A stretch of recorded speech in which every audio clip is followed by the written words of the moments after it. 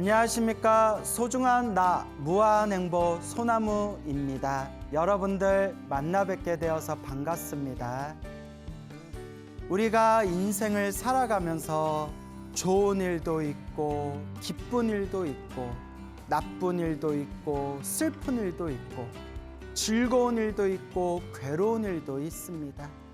그래서 누군가 이런 이야기를 했죠. 인생은 등산과 같다. 오르고 오르고 또 내려가고 내려가고 꽃길도 나오고 가시밭길도 나오고 한치 앞을 알 수 없는 게 또한 인생이죠. 부처님께서 팔만대장경에서 수없이 부처님께서 말씀하셨습니다. 행복도 불행도 다 내가 지은 업의 인연이다. 좋은 일도 나쁜 일도 다 내가 지은 업의 인연이다.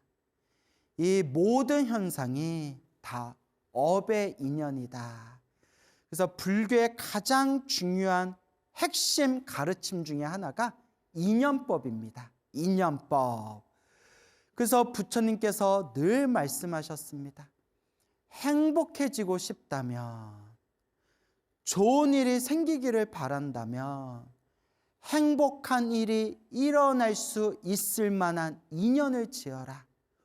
좋은 일이 일어날 수 있는 그 인연을 지어라 라고 부처님께서 말씀하셨습니다.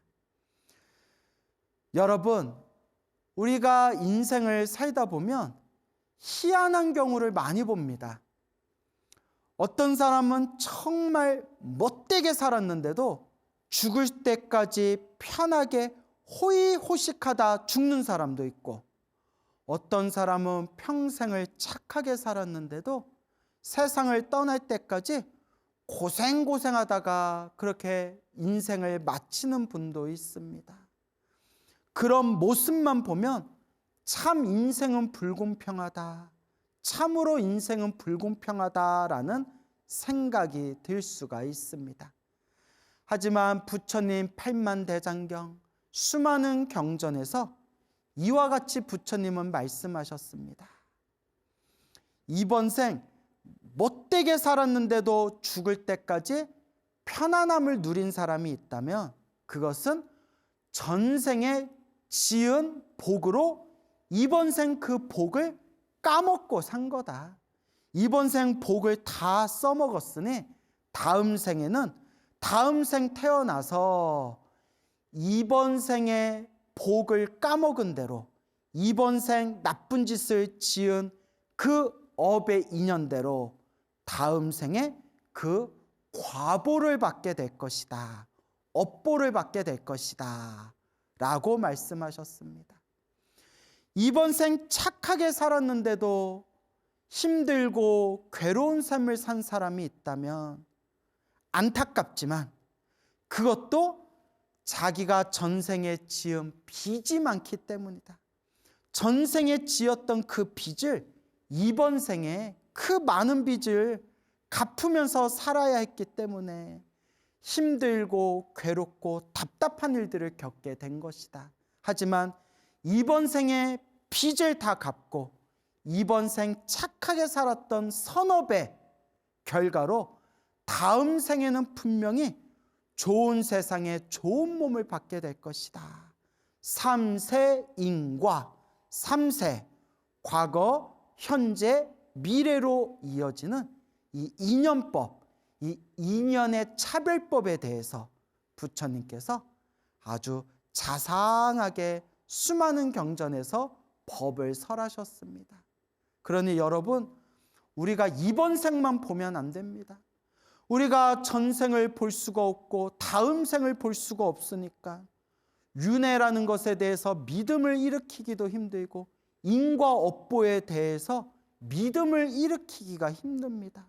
우리 중생들은 자기가 눈으로 봐야만 믿는데 전생을 보지도 못하고 다음 생을 볼 수도 없으니 인과 업보를 믿지를 않습니다. 하지만 과거, 현재, 미래 모든 걸 다 꿰뚫어 보신 부처님께서 지혜와 신통의 눈으로 분명히 우리 중생들에게 팔만대장경에서 수없이 말씀하셨습니다. 자기가 지은 업의 인연대로 살아간다. 그러니 우리 불자 여러분, 이번 생 복을 많이 지어야 됩니다. 선업을 많이 지어야 됩니다. 공덕을 많이 지어야 합니다. 시작 없는 옛적부터 지었던, 알고 짓고 모르고 짓고 몸과 말과 생각으로 지은 모든 업보들을 업장 소멸, 염불, 기도를 통해서 업장을 소멸하며 복을 짓고 선업을 짓고 공덕을 지어야 합니다. 좋은 인연을 지어야 합니다, 여러분. 힘들고 괴롭고 답답할 때가 부처님께 간절히 기도할 때입니다. 내 마음을 다 내려놓고 내 마음을 텅 비우고 온전히 부처님 가르침을 따르겠습니다. 힘들고 괴롭고 답답할 때가, 그때가 부처님을 향해서 간절하게 기도할 때입니다, 여러분. 어느 불심이 깊은 여성 불자님의 이야기입니다. 이 여성 불자님은 20대 초반에 부처님의 법을 만나서 불교에 귀의를 하게 되었다고 합니다. 귀의, 돌아갈 귀, 의지할 의. 부처님께 귀의하고 불교에 입문을 하게 됩니다. 그때 좋은 스승님을 만나서, 좋은 스님을 만나서 차근차근 올바르게 신행생활의 기초를 쌓을 수가 있었다고 합니다. 한때는 진지하게 출가를 고민할 정도로, 차라리 머리 깎고 스님이 돼서 평생 부처님 가르침을 공부할까 라는 마음이 일어날 정도로, 출가에 대한 진지한 고민을 할 정도로 불심이 충만하여 열심히 신행생활을 하였다고 합니다. 어느 날 스승으로 모시던 스님께서 절을 많이 해라 라고 권유해 주셨다고 합니다. 절을 많이 해라, 절을 많이 해라, 절을 많이 해라. 그래서 항상 새벽 예불을, 법당에 새벽 예불을 나갔는데 새벽 예불 때마다 기도를 마치고 마지막에 항상 108배를 했다고 합니다. 늘 새벽마다 새벽 예불을 올리고 108배를 꾸준히 하면서 점점 다리에 힘이 붙어서 하루에 500배씩 절을 했다고 합니다. 와, 여러분, 하루에 500배씩 절하는 게 쉬운 일이 아닙니다. 매일매일 새벽마다 500배씩 절을 하고, 그리고 주말에 시간이 있을 때에는 사찰에 가서 그렇게 가끔씩 3000배 기도를 올렸다고 합니다. 이야, 그렇게 가끔씩이나마 꾸준하게 3000배 올리는 게 쉬운 게 아닙니다. 근데 예전에 어느 큰 스님께서 이런 말씀을 해주셨습니다. 3000배가 참 좋다. 3000배 공덕이 참 뛰어나다. 그런데 가끔씩 3000배를 하는 것보다 매일매일 하루도 안 빠지고 108배를 하는 게 더 대단하다. 어렸을 때는 그 말씀이 살짝 이해가 안 됐는데, 왜냐하면 108배는 쉽거든요. 뭐 후루루 짝 일어났다 앉았다 108배, 빨리 하면 뭐 15분 20분에도 108배 후딱 끝낼 수 있잖아요. 3000배는 힘들거든요. 근데 저도 나이가 들다 보니까 꾸준한 게 중요하더라고요. 가끔씩 3000배 하는 것보다, 3000배는 당연히 훌륭하지만 가끔씩 3000배 하는 것보다 하루도 빠뜨리지 않고 매일 108배 하는 게 더 대단하다. 그러니까 그만큼 꾸준하게 수행하고 정진하며 자기 자신과의 약속을 지켜나가는 게, 비록 108배가 아무것도 아닌 것 같아도 그 꾸준하게 할 수 있는 그 자기 자신과의 약속이 그만큼 중요하다라는 큰 스님의 그런 깊은 뜻이 있겠죠. 그렇게 신행생활을 열심히 잘하다가 이사를 하는 관계로 다니던 절에서 멀어지고 또 사회생활을 하면서 점점 일에 쫓기다 보니까 절에 나가지를 못하고 법회에 참석하는 횟수가 아주 크게 줄어들었다고 합니다. 점점 사회생활에 휩쓸려서 절에도 자주 못 가고 법회에도 나가지 못하고 온갖 여러 사회의 스트레스 속에서 살아가다 보니까 점점 몸과 마음이 힘들고 지쳐갔다고 합니다. 여러분, 절에 자주 가지를 못하고 법회에 자주 참석하지 못한다 하더라도 집에서라도 기도해야 돼요, 여러분. 집에서라도 기도해야 돼요. 가끔 어떤 분들이 집에서 기도하면 안 된다 이런 분들이 있는데 아주 잘못된 생각이에요. 팔만대장경 어디에도 집에서 기도하면 안 된다라는 말씀이 없어요. 오히려 집에서 부처님을 생각하면서 집에서라도 기도를 열심히 하면 그 집이 법당이 된대요. 내가 기도하는 나의 집에 오히려 맑고 깨끗한 부처님의 가피 기운이 점점 퍼지게 된대요. 그러니까 여러분, 집에서라도 기도해야 돼요. 물론 우리 부처님 도량에서 부처님을 모신 절에 가서 부처님을 바라보며 기도하고 법회에 참석해서 법문을 듣고 봉사활동하면서 신행생활을 하는 게 최고지만 너무나 바쁘고 사회생활하느라 시간 내기가 어려울 때에는 집에서라도 꾸준하게 기도를 하면서 이 부처님과의 인연을 꾸준히 이어나가야 된다. 또 요새는 시대가 너무 좋아져가지고 이렇게 미디어로 BTN 불교TV 딱 틀기만 해도 우리 BTN 불교TV 너튜브에 들어가기만 해도 이렇게 좋으신 법사 스님들의 수많은 법문들을 눈앞에서 직접 볼 수가 있잖아요. 그러니까 웬만하면 꼭 시간 내서 꾸준하게 절에 다니고 법회에 참석하셔라. 너무너무 시간 내기 힘들 때에는 집에서라도 기도해라. 집에서라도 법문을 듣고 집에서라도 신행생활을 이어나가야 된다라고 꼭 말씀드리고 싶은 겁니다. 그래서 점점 이제 불심이 약해지고 점점 몸과 마음이 지쳐가고 있을 때쯤에 내가 이러면 안 되겠구나 해가지고 집에서 가까운 절에 찾아가서 다시 절도 하고 기도도 하면서 점점 다시 신행생활을 이어나갔다고 합니다. 그러다가 청천벽력 같은 소식을 듣게 됩니다. 인생의 동지라고 생각했던 인생의 선배요, 같은 길을 가는 동지라고 생각했던 오라버니가 갑자기 병원에 입원하셨대요. 채 환갑을 눈앞에 보고 있는 그래도 아직은 한참 젊은 시기에 요새는 막 60도 청년이라고 하잖아요. 60인데 할아버지 하면 큰일 나요. 60도 청춘이에요. 시골에 가면 마을 청년, 60 넘으신 분들이 마을 청년 한다고 하잖아요. 요새 60 넘으신 분들도 아주 그냥 건강하시고 사회활동 열심히 하시지 않습니까? 그러니까 환갑이라고 해봤자 지금 시대는 젊은 나이거든요.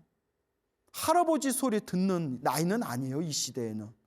그런데 채 환갑이 눈앞에 두고 갑자기 병원에 입원을 했는데 깜짝 놀라서 아니 왜 갑자기 병원에 입원을 하셨어요? 아이고 이걸 어떡하나. 나무 아미타불, 나무 약사열애불.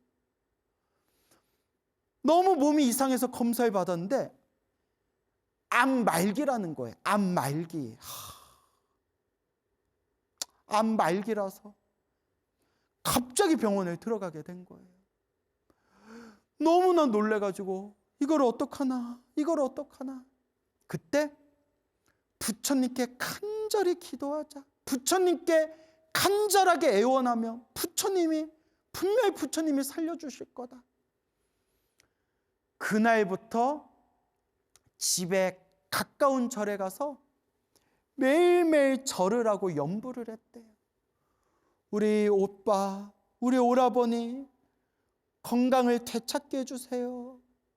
건강을 되찾게 해주세요. 전국에 또 유명한 영엄 있다는 기도 영엄으로 유명한 사찰에 가서 하염없이 절을 올리고 염불을 하면서 우리 오빠, 우리 오라버니 건강을 되찾게 해주세요. 건강을 되찾게 해주세요. 그렇게 간절하게 절을 하고 기도를 했대요. 하지만 세상의 이치라는 것이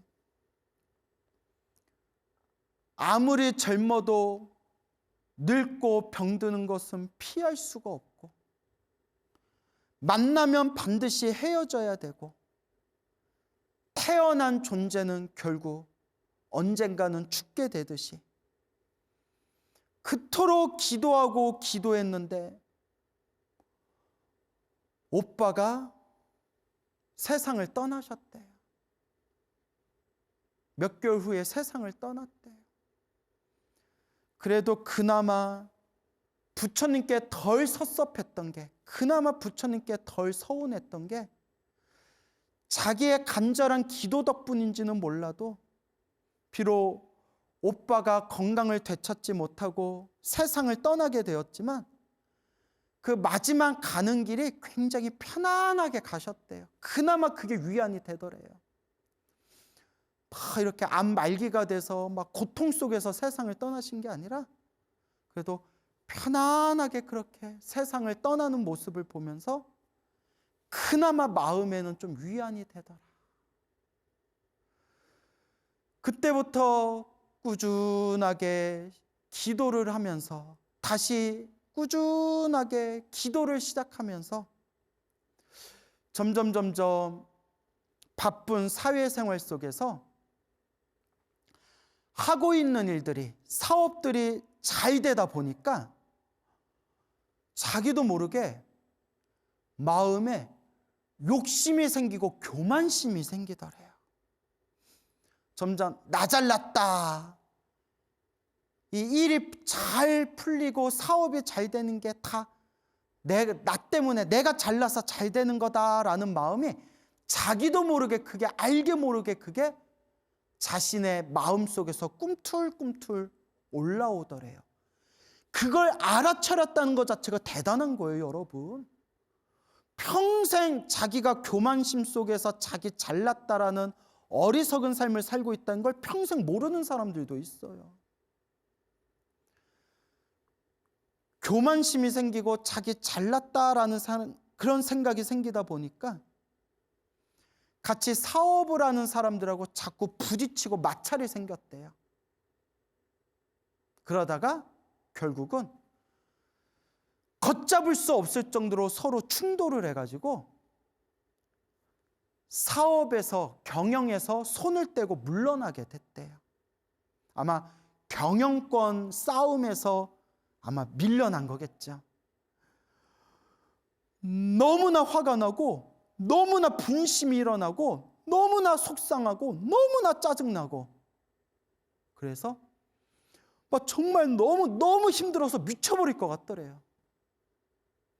이 터져 나오는 이 억울함, 이 마음의 고통을 잊기 위해서, 이겨내기 위해서 절에 가서 하염없이 절을 하고 염불하면서 하염없이 하루 종일 기도만 했대요.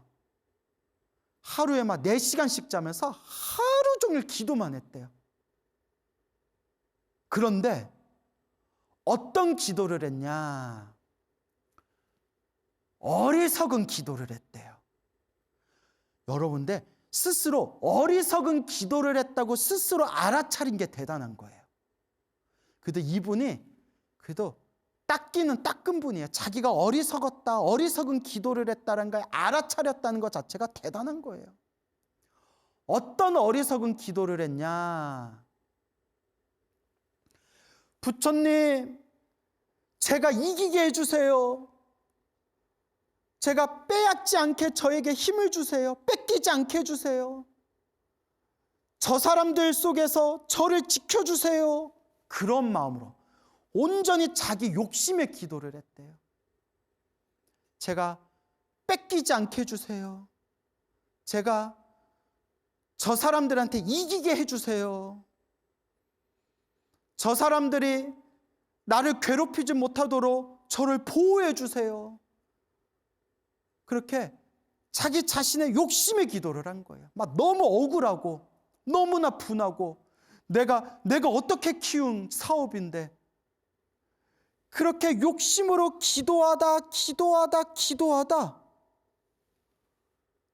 그래도 이분이 닦은 분이에요. 어느 순간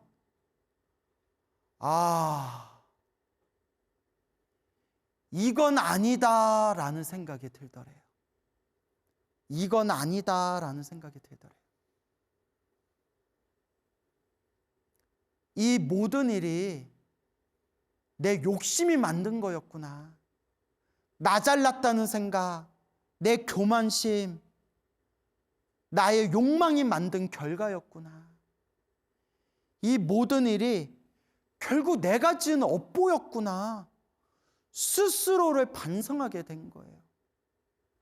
여러분, 아무리 입으로는 기도해도 자기 마음 하나 반성할 줄 모르는 사람들이 많아요.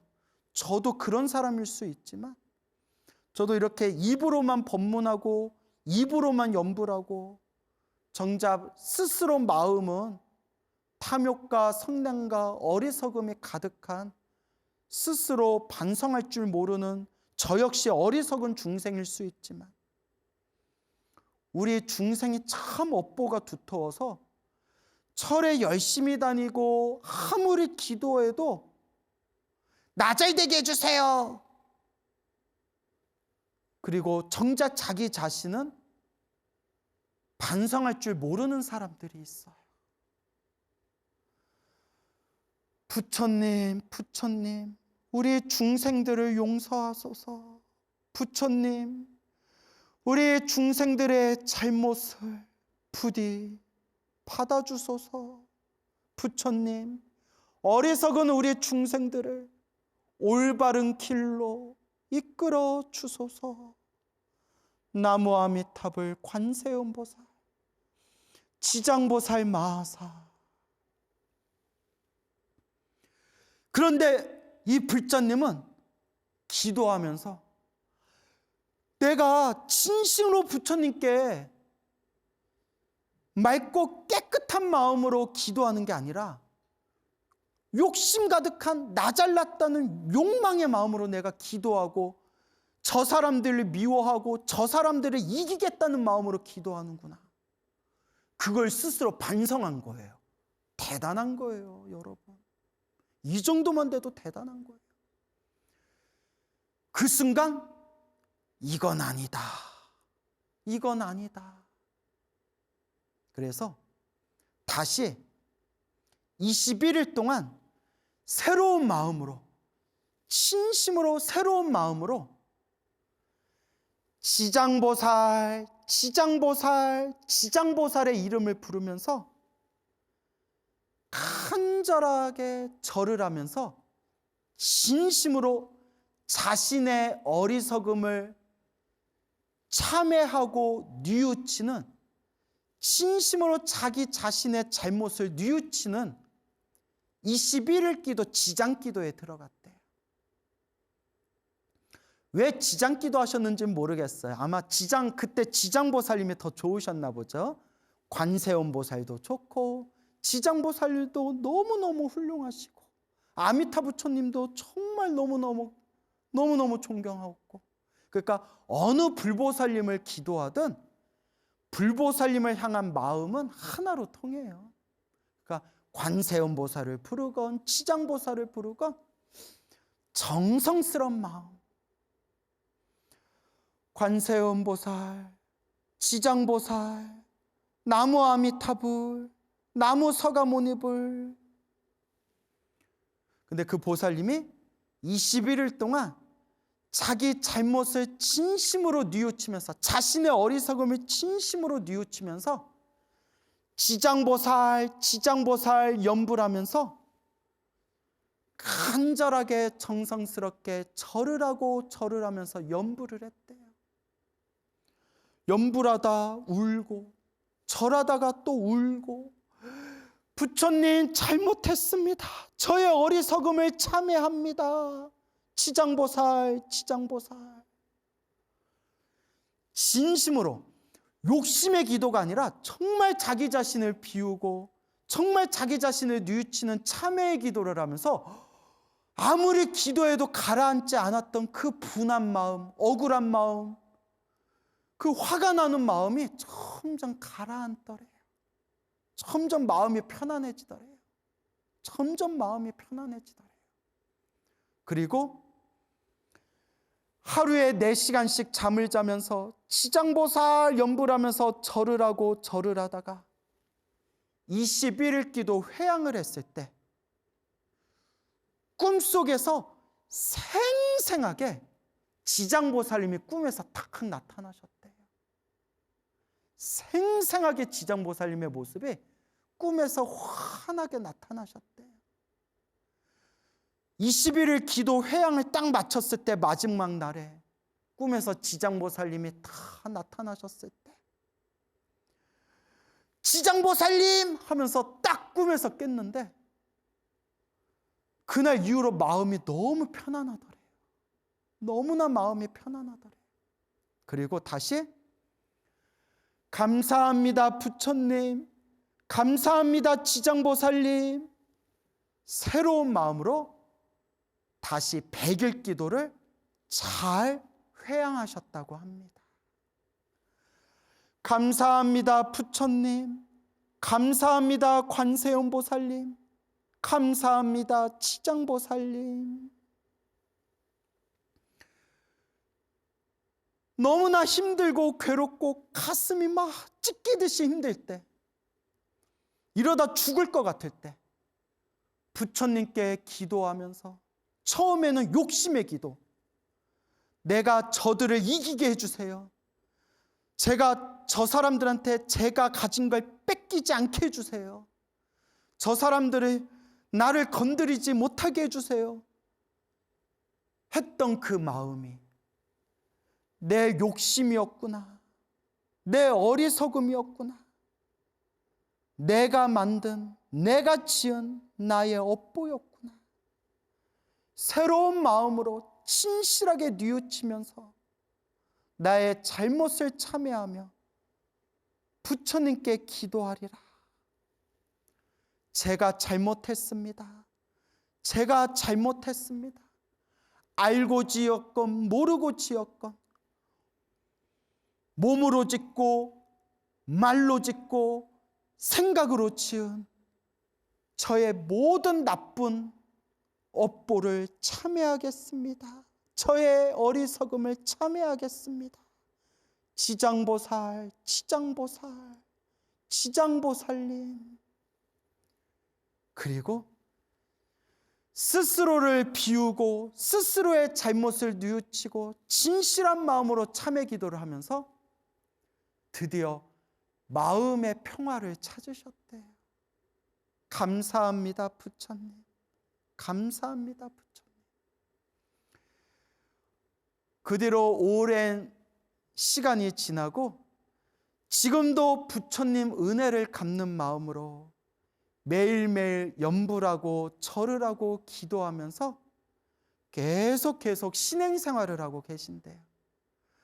딱 하나 변한 게 있다면, 예전에는 나 잘 되게 해주세요, 나 잘 되게 해주세요 라는 기도를 많이 했다면, 지금은 제 주변에 있는 분들이 행복하게 해주세요, 일체 모든 중생이 괴로움에서 벗어나기를, 모든 중생이 행복하기를, 중생들을 향한 마음으로 그렇게 기도의 축원을 올리고 계신다고 합니다. 참으로 훌륭하십니다. 참으로 훌륭하십니다. 어느 거사님이 계셨어요. 이 거사님이 교통사고를 당해서 후유증 때문에 온몸이 종합병원이 돼서 하루하루 일상생활을 지탱하기도 힘들 정도로 몸도 마음도 완전히 피폐해져 버렸대요. 교통사고 후유증으로 몸 여기저기가 다 아프고 막 마음도 너무나 힘들고 괴롭고 몸도 마음도 힘드니까 자꾸 막 짜증나고 막 스트레스 받고 너무나 힘들었대요. 그러다가 이 거사님이 그래도 성근이 있는 거예요. 착할선 뿌리 익은 착한 뿌리가 있어서 그 가장 힘들었던 시기에 선지식을 만난 거예요. 좋은 스승, 좋은 도반을 뜻하는 표현이에요. 선지식, 좋은 스승, 좋은 도반들을 만났어요. 가장 몸과 마음이 피폐하고 힘들었던 그 시기에 금강경을 공부하고 금강경을 독송하는 법회를 만났대요. 그런데 업장이 두꺼운 사람들은 아무리 금강경 기도해라, 법화경 기도해라, 연불해라 해도 아예 뭐 신경도 안 쓰거나 몇 번 해놓고 점점 아유 이거 한다고 일이 잘 풀리면 이 세상에 힘든 사람 하나도 없겠네 뭐 이러면서 온갖 핑계를 대면서 기도를 안 해요. 정말 업장이 두꺼운 사람들은 부처님 법을 만나도 수행을 못 한대요. 제 얘기가 아니라 큰 스님들이 그런 말씀을 하시더라고요. 그런데 이 거사님이 그래도 성근이 있는 거예요. 매일매일 금강경을 독송하면서 법당에 가서 매일매일 법당에 가서 금강경을 독송하고 남는 시간에 법당 청소하고 화장실을 청소하면서 봉사활동을 했대요.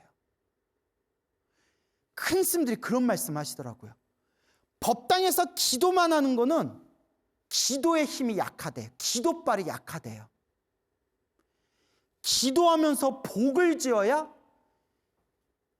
기도라는 배에 엔진을 단 거와 같대요. 무슨 말인지 알겠죠? 나 잘 되게 해주세요. 법당에서 혼자 기도만 하는 거는 안 하는 것보다는 100배 1000배 낫지만 기도발이 약하다. 기도하면서 자꾸 복을 지어야 기도의 힘이 더욱 강력해진다. 더 큰 공덕을 얻게 된다. 큰 스님들이 그런 말씀을 하시더라고요.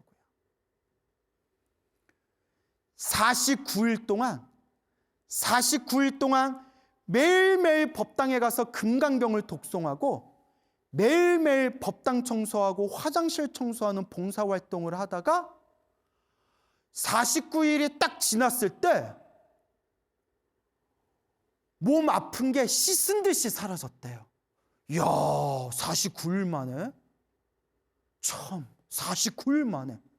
그러니까 성근이 있는 거예요. 어떤 사람은 490일을 그렇게 해도 스님 제 490일을 금강경을 읽고 봉사활동해도 저는 몸이 아파요. 이런 분도 계실 수가 있는데 49일 만에 몸도 마음도 너무 편안해졌대요. 그때부터 평생 부처님 은혜를 갚겠습니다. 평생 부처님 은혜 갚겠습니다. 스스로 감동을 받은 거예요. 너무너무 몸도 아프고 마음도 괴로워서 그냥 한번 어떻게든 살아보겠다고 매일매일 법당에 가서 금강경 독송하고 법당 청소하고 화장실 청소하다가 딱 49일 기도를 마쳤을 때 몸과 마음이 너무 편안해진 거예요. 스스로가 느끼고 스스로가 감동을 받은 거예요. 평생 부처님 은혜 갚겠습니다. 그리고 몇 년 동안 정말 열심히 정말 열심히 공부를 했대요. 매일매일 금강경을 독송하고 시간 날 때마다 금강경 독송하고 그렇게 법당에 다니면서 공부를 했는데, 그렇게 몇 년이 지나고 나서 점점 지금 생각해 보니까 나 잘났다라는 교만심이 생기더래요. 나 잘났다. 정말 자기도 모르게 나 잘났다, 나 정도면 공부 잘하는 거다, 나만한 불자가 어딨냐, 막 이런 교만심이 생기다가 어느 순간 마장이 딱 닫힌 거예요. 마구니 장애가 닫힌 거예요. 그 마장이 내 마음이 만든 거예요. 갑자기 우울증같이 마음에 온갖 부정적인 생각들이 와르르르르 쏟아지면서 짜증, 화, 신경질, 무기력증, 우울한 마음이 계속 그냥 넘쳐나더래요. 내가 왜 이러지? 내가 왜 이러지?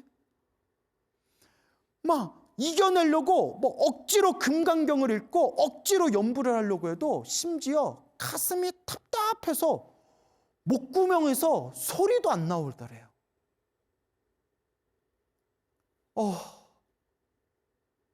내가 왜 이러지? 내가 어떻게 하면 되지? 내가 왜 이러지? 근데 이 거사님이 대단하세요. 그때 법당의 부처님 앞에서 엎드려서 눈물을 흘렸대요. 부처님, 제 몸과 마음을 다 바쳐서 부처님 은혜 갚겠습니다. 영원토록 부처님 시봉하겠습니다. 부처님, 울면서 금강경을 읽었대요. 야, 대단하다. 정말 대단하다. 스님이 나보다도 더 대단하다. 대단하다. 너무나 힘들고 괴롭고 수행이 안 되니까 스스로의 잘못을 뉘우치면서 부처님, 제 몸과 마음을 부처님께 다 바치겠습니다. 부처님 은혜 갚겠습니다. 영원토록 부처님 시봉하겠습니다. 울면서 금강경을 외우고 연부를 했대요. 그리고 그 기나긴 어둠이 지나고 우리가 산을 올라 정상에 다다를 때 마지막 깔딱고개가 있대. 깔딱해서 깔딱고개, 숨이 깔딱깔딱 하거든요. 그 깔딱고개만 넘어가면 정상이 바로 코앞에 딱 눈앞에 서 있는 거예요. 우리 수행자도 이 깔딱고개가 있어요. 그 금강경을 독송하던 거사님도 그때 깔딱고개를 만났나 봐요. 간절히 부처님께 울면서 끝까지 부처님의 그 발끝을 부여잡고 금강경을 독송하던 그 거사님이 몇 년이 지나고 지난 지금 너무나 마음이 편안해지셨대요. 정말 부처님 감사합니다라고 하루하루 마음에 부처님을 향한 기쁨이 솟구칠 정도로 마음이 너무 편안해지셨대요. 새벽마다 2시에 일어나서 새벽 3시에서 2시간 동안 금강경을 간절하게 독송하고 매일매일 부처님 은혜를 갚겠습니다라는 마음으로 그렇게 하루하루를 살아가신대요. 너무나 마음이 편안해지셨고 놀라운 게 화가 막 사라지셨대요. 정말 예전 같으면 막 벌컥벌컥 화가 나던 일들이 스스로 생각해도 놀라울 정도로 화가 사라지셨대요. 그리고 남을 원망하는 마음이 점점 사라지셨대요. 그리고 한 가지만 더 말씀드리자면 하도 눈이 나빠서 안경을 쓰고 다니는데 금강경 독송할 때 금강경 독송하면서 부처님한테 뭐라고 발언했냐면 제 시력이 좋아져서 부처님 가르침 공부를 더 잘할 수 있기를 발언합니다. 제 시력이 좋아져서 부처님 경전을 더 잘 볼 수 있기를 발언합니다 하면서 금강경을 독송했는데 어느 날 시력이 1.0을 넘어서 안경을 벗었대요. 와, 생생하게 그분이 스스로 체험하신 일이래요. 우와, 이러다가 우리 불자님들 금강경 독송해서 시력 다 좋아지면 우리나라 안경집 다 망하면 이거 어떡하냐 이거 웃자고 한 얘기고요. 부처님 가피는 분명히 있다는 걸 말씀드리고 싶은 겁니다. 그래서 그 거사님께서 지금도 너무나 이 기쁨 속에서 부처님 가르침 만나 감사합니다. 금강경을 만나 감사합니다. 평생 부처님 은혜 갚겠습니다 라는 마음으로 지금도 기쁜 마음으로 신행생활을 아주 잘하고 계신다고 합니다. 여러분, 행복해지고 싶습니까? 행복한 삶을 창조하고 싶습니까? 복을 지으십시오. 선업을 지으십시오. 공덕을 닦으십시오. 복과 선업과 공덕의 힘이 여러분들을 진정한 행복의 길로 이끌어 줄 것입니다. 여러분, 성불하세요.